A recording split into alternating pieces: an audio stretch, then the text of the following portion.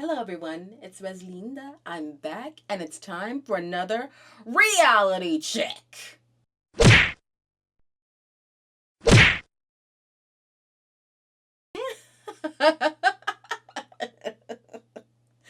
God, I love saying that.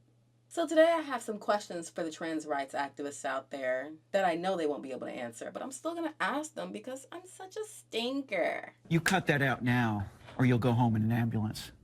Yeah, that seems mildly inappropriate for a political discussion. So, if supposed trans children are old enough to make life-altering decisions about their identities and their bodies, doesn't that set a dangerous precedent to treating all children as if they are adults in every capacity? If gender dysphoria is a body not mind issue, wouldn't their body be all sickly and near death due to their body supplying itself with the wrong hormones? If transitioning isn't about trying to control others' perceptions of you, what is it about? And why does it completely and totally center around aesthetics and the leveraging of those aesthetics in order to get the response that you want from others? If cross-sex ideology is not a cult, why are people shamed and manipulated out of asking questions like I am right now, or straight up shunned for detransitioning and telling their experiences about that detransition? Have you ever asked a self-described trans woman whether he was on board with women's rights before he felt entitled to them? Awkward conversation, I know. In this episode of Life Uncovered, I'm entering the controversial world of transmaxing. What is transmaxing?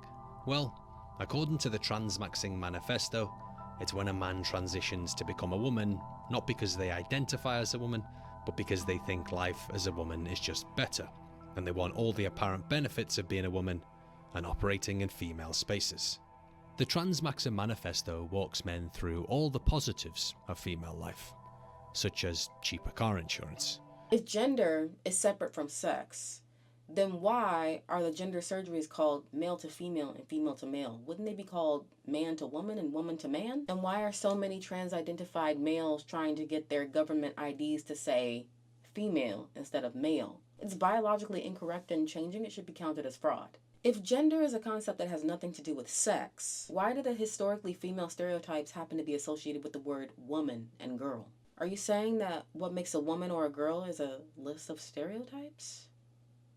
Furthermore, do you think the concept of gender would even exist if sexism did not? If no one knows what a woman is or looks like, how do trans rights activists know to come after women specifically? And why is it that they specifically call us TERFs and not merely gender criticals? Also, if the definition of woman is not adult human female, then what exactly is it? Person with womany feelings?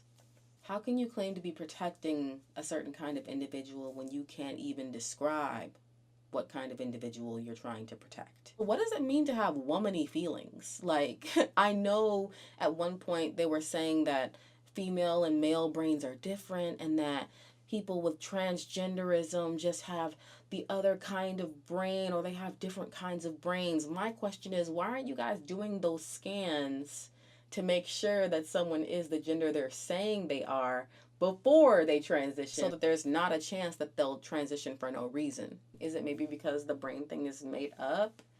And that if you actually were to test the brains, the whole operation, the gravy train, would come slowing down, maybe even to a full stop? And lastly, why is it not okay to acknowledge biological sex? Seems pretty important. Is biological sex bad? Bruh. Try to get back to me on that soon, okay?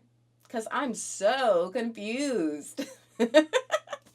I've been Reslinda, and if you enjoy gender critical content, please subscribe because I have more coming soon in the future. If you watched all the way till this point, thank you so much. I appreciate your entire existence, okay? Have a good one, all right? Mwah!